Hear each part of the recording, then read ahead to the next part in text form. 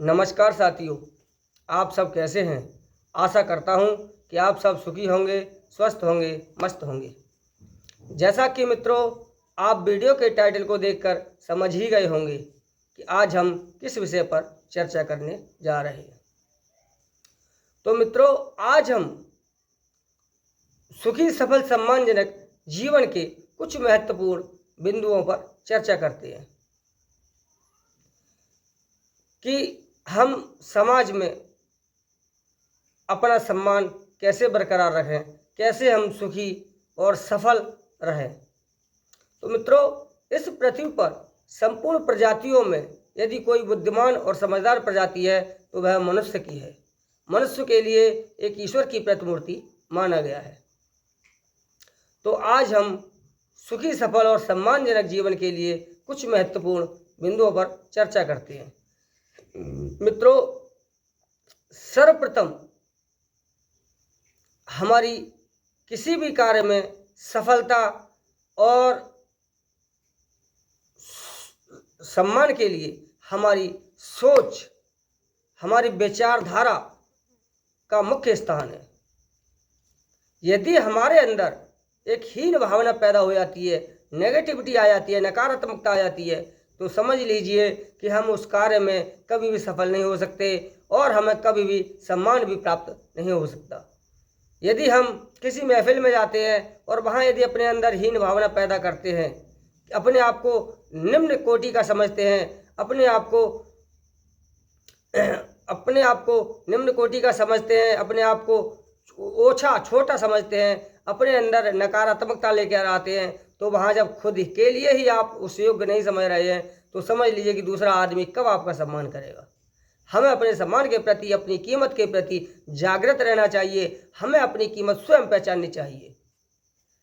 यदि जहाँ हमारा सम्मान नहीं हो, हमें उस जगह जाना नहीं चाहिए, क्योंकि सम्मान हमेशा एक महत्वपूर्ण बिंदु है हमारा, और जहाँ हमारा सम्मान हो हमें उसी जगह जाना चाहिए। सम्मान हमेशा किसी व्यक्ति विशेष का नहीं होता है। सम्मान आवश्यकता के अनुसार होता है, सम्मान पद प्रतिष्ठा के अनुसार होता है। तो समझ लीजिए, जहाँ हमारी ज़रूरत हो, जहाँ हमारा सम्मान हो, वहीं जाएं। बिना ज़रूरत वाली जगह, जिसके लिए हमारी ज़रूरत ही नहीं है, उस जगह जाना बेकार है, क्योंकि वहाँ हमें कोई सम्मान नहीं मिलेगा। और रही सफलता की बात, तो सर्वप्रथम हमारे लिए हमारे अंदर नेगेटिव विचार, नकारात्मकता नहीं आने देनी चाहिए। हमारी सोच के लिए सकारात्मक बनाएं, उसे पॉजिटिव बनाएं। कभी भी किसी बिंदु पर ये भावना नहीं होनी चाहिए जैसे हम किसी कार्य को शुरुआत करते हैं तो शुरुआत करने से पहले ही हमने ये उसमें हार मान ली कि कार्य हम पर होगा या नहीं होगा, तो समझ लीजिए कि वो कार्य हम पर नहीं होगा, क्योंकि हमारे अंदर सबसे प्रथम ही उसमें नकारात्मकता आ गई। हमें हमेशा पॉजिटिव विचार रखने चाहिए कि यदि इस कार्य के लिए कोई दूसरा कर सकता है तो इस कार्य को मैं भी कर सकता हूँ। समझ लीजिए, यदि आप पूरे जोश और उत्साह के साथ उस कार्य में जुट जाएंगे तो असंभव है कि वो कार्य आप पर सफल ना हो। हमेशा उस कार्य में आपको विजय प्राप्त होगी, सफलता प्राप्त होगी। तो मित्रों, हमें हमेशा सकारात्मक सोच रखनी चाहिए। उदाहरण के लिए, जैसे यदि एक गिलास में जल भरा हुआ है और वह गिलास आधा भरा हुआ है, तो हमें उस खाली आधे गिलास को नहीं देखना है, हमें उस भरे हुए आधे गिलास को देखना है कि इस गिलास में आधा पानी भरा हुआ है, न कि हमें ये देखना कि ये गिलास आधा खाली है।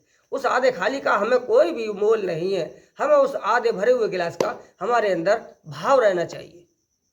तो हमेशा हमें अपने कार्य के प्रति पॉजिटिव रहना चाहिए, सकारात्मक रहना चाहिए। जैसी रही भावना ताकि प्रभु देखी मूरत विनता की, यानी जिसकी जैसी भावना होती है वैसी ही कार्य में सफलता उसे मिलती है। तो मित्रों, सबसे पहले हमें अपनी सोच को सकारात्मक बनाना चाहिए। अब दूसरा बिंदु है लक्ष्य पर दृष्टि रखना। हमें हमेशा कभी भी अपने लक्ष्य से नहीं भटकना चाहिए। जैसे हम किसी कार्य के लिए हम दो या चार कार्य कर रहे हैं, तो हमें लगातार दोनों चारों कार्यों पर ध्यान नहीं देना चाहिए। हमें सर्वप्रथम उनमें जो महत्वपूर्ण कार्य है, जिसमें उन चार कार्य जो हम कर रहे हैं, उन चार कार्यों का जो मूल स्रोत है, जिससे वो तीन कार्य भी हमारे सफल होने की संभावना है, तो हमें सर्वप्रथम उस पहले कार्य को करना चाहिए, जिससे उन तीनों कार्यों का भी हमें रास्ता खुल जाए। और जब हम उस कार्य पर लक्ष्य बना करके उस कार्य को हासिल कर लेंगे, फिर उसके बाद उन तीन कार्यों में से उस कार्य को देखना चाहिए जिससे उन दोनों के रास्ते सफल हो जाएं। तो फिर जब हम उस कार्य को सफलता प्राप्त कर लेंगे, इसी प्रकार से वही कार्य हमारे अपने आप धीरे धीरे सुगमता से होते चले जाएंगे। तो कुल मिलाकर के हमें सर्वप्रथम लक्ष्य पर दृष्टि रखनी चाहिए और उस लक्ष्य को चुनना चाहिए जिस लक्ष्य को हम आसानी से हासिल कर सकें, और उस लक्ष्य के सहारे से जब उसे हासिल करते वो लक्ष्य स्वतः ही हमें हासिल हो जाए। तो मित्रों, हमें हमेशा के लिए लक्ष्य पर दृष्टि रखते हुए और उत्तम लक्ष्य का चुनाव करते हुए ही कार्य करना चाहिए। हमें बिना मतलब की बातों में भी नहीं उलझना चाहिए। तीसरा बिंदु ये कि जैसे हमारे किसी भी कार्य को हम जब शुरू करेंगे तो उस कार्य में मार्ग में अवरुद्ध जरूर होगा, कोई ना कोई तो उसमें रोड़ा अटकाएगा, क्योंकि जहाँ फूल है वहाँ कांटे भी हैं और कांटे हैं वहाँ फूल भी हैं। लेकिन याद रखो कि उन कांटों के लिए आप मार्ग से हटाओ मत। यदि मार्ग से हटाने लगोगे तो उन कांटों को ही हटाते रह जाओगे और आप कोई दूसरा कार्य नहीं कर पाओगे। उन कांटों को हटाओ मत, उन कांटों को अपनी सुरक्षा के हेतु उन्हें अनुकूल बना लो। जैसे कि फूल, यदि फूलों के रास्ते से कांटे हटा दोगे तो मित्रों कांटे तो हट जाएंगे, हटाते हटाते हट जाएंगे, लेकिन फूल भी हट जाएंगे, क्योंकि कांटों की फूलों की सुरक्षा कांटे ही करते हैं। तो हमें उस हिसाब से जो हमारे अंदर जो हमारे लिए जो रोड़े अटका रहे हैं हमें उनको हटाना नहीं है, उनसे उलझना नहीं है। यदि उनसे उलझेंगे तो हम कार्य फिर कब करेंगे? कार्य नहीं कर पाएंगे, कार्य में सफलता नहीं मिलेगी। तो हमारे लिए जब हम कार्य में सफल नहीं होंगे, उलझे रह जाएंगे, तो पद प्रतिष्ठा, यश सम्मान, ये सब कुछ हमारी सफलता पर ही तो निर्भर करता है। तो मित्रों, हमें उनसे उलझना नहीं है। उनसे उलझेंगे तो कार्य कितने वक्त करेंगे? समय तो उतना ही है, निश्चित मात्रा में समय है। हमें उस बुद्धि के साथ, प्रयत्न के साथ उस ऐसा कार्य करना चाहिए ताकि हमें उस कार्य में अनुकूलता प्राप्त हो, और जो कांटे जो रोड़ा अटके हुए थे उनके लिए कहीं अंत उलझा दो, या फिर अपनी सुरक्षा के हिसाब से ऐसा करो जैसे कि वो हमारे विपरीत परिस्थिति के होते हुए भी, विपरीत स्वभाव के होते हुए भी वो हमारे अनुकूल हो जाए, यानी हमारे लिए उसका लाभ प्राप्त हो जाए। जैसे मित्रों, जहर का मतलब हमेशा उसकी एक प्रकृति, एक उसका स्वभाव है कि वह मृत्यु को प्रदान करता है, चाहे वो तुम्हें मृत्यु प्रदान करे या किसी दूसरे को। यदि हम खाएंगे तो हम मरेंगे, दूसरा खाएगा तो दूसरा मरेगा। जहर का तो स्वभाव ही मृत्यु को देना है। तो उस जहर के लिए आप स्वयं न खाकर किसी दूसरे को खिलाओगे तो संभव है वो तो मृत्यु ही देगा। ठीक उसी प्रकार से जो रोड़े अटकाने वाले व्यक्ति हैं वो तो रोड़े ही अटकाएंगे। जिनका स्वभाव लड़ना झगड़ना है, जिनका स्वभाव उल्टे सीधे कार्य करना है, तो उल्टे सीधे ही कार्य करेंगे। तो ऐसी स्थिति पैदा करो, ऐसी परिस्थितियां पैदा करो कि वह भी अपने स्वभाव के अनुकूल कार्य करें और कार्य आपके अनुकूल सिद्ध हो।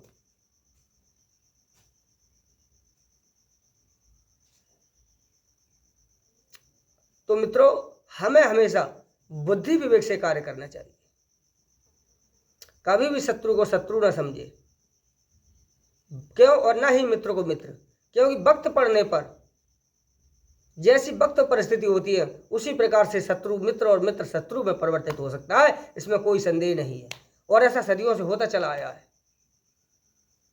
तो हमें हमेशा वक्त और परिस्थिति के अनुसार अपने समय को देखते हुए, परिस्थितियों का निरीक्षण परीक्षण करते हुए ही अपना कार्य करना चाहिए। और जब तक हम अपनी स्थिति और परिस्थिति को, अपने वक्त को नहीं देखेंगे, नहीं उसका आकलन करेंगे, तो हम कभी सफलता नहीं पा सकते। जो व्यक्ति समय और परिस्थितियों को देख करके चलता है, उसके अनुकूल बनाकर उसको कार्य करता है, तो वह कभी असफल नहीं हो सकता। इसलिए हमें शक्ति और बुद्धि को प्रयोग करते हुए हमें समय और परिस्थितियों को अनुकूल बनाकर कार्य करेंगे तो कभी असफलता प्राप्त नहीं होगी। जो व्यक्ति हमारे मार्ग में रोड़े अटका रहे थे, वह व्यक्ति हमारे लिए एक प्रकार से कवच बन जाएंगे, क्योंकि ये सारे काम बुद्धि और विवेक के होते हैं। तो उदाहरण के लिए आप रामायण के अंदर विभीषण को देखिए, जो कि एक शत्रु का भाई था, लेकिन भगवान राम ने ऐसी योजना, ऐसी विद्या, ऐसी विधि के अनुसार कार्य किया कि वह स्वयं भगवान राम का कवच बन गया और अपने ही भाई रावण का शत्रु बन गया। तो हमें हमेशा बुद्धि विवेक के साथ और उत्तम सोच विचार के साथ, सकारात्मक दृष्टि के साथ हमेशा कार्य के लिए करना चाहिए। और हमेशा वही व्यक्ति सम्मानित होता है, पूजनीय होता है, जो व्यक्ति अपने कार्य के लिए किसी भी तरीके से, कैसे भी हो, इनके प्रकार कार्य के लिए सिद्ध कर लेता है। क्योंकि कार्य का सिद्ध हो जाना सबसे बड़ी बात होती है। जब व्यक्ति कार्य में सफल हो जाता है तो जो उसके आलोचक होते हैं, जो उसके कार्य में रोड़ा अटकाने वाले होते हैं, वह भी उसके प्रशंसनीय हो जाते हैं, वह भी उसकी प्रशंसा करने लग जाते हैं। तो मित्रों, हमें हमेशा छोटी छोटी उन बातों पर गौर नहीं करना चाहिए जो कि हमारे लिए अर्थहीन हो। हमें हमेशा उन्हीं बातों पर महत्व देना चाहिए जो हमारे लिए मूल्यवान हो। क्योंकि यदि हम अर्थहीन बातों में उलझे रहेंगे तो मित्रों फिर मूल्यवान बातों के लिए हमारे पास समय ही नहीं बचेगा। तो हमें हमेशा उन अर्थहीन बातों को, उन अर्थहीन व्यक्तियों को, उन अर्थहीन वस्तुओं से हमेशा के लिए दूरी बना लेनी चाहिए। हमें हमेशा उन अपने महत्वपूर्ण बातों पर, महत्वपूर्ण व्यक्तियों पर, महत्वपूर्ण विषयों पर ध्यान देना चाहिए ताकि हमारा जीवन सुगम, सफल और अनुकूल बन सके। तो मित्रों, आज के लिए बस इतना ही। मैं आशा और उम्मीद करता हूँ कि आप मेरे द्वारा समझाई गई या बताई गई जो बातें हैं, ये इनका आप सही से अर्थ निकाल सकेंगे और अपने जीवन में इन महत्वपूर्ण बातों को उतारकर अपने जीवन को सुखी, सफल व अनुकूल बना सकेंगे।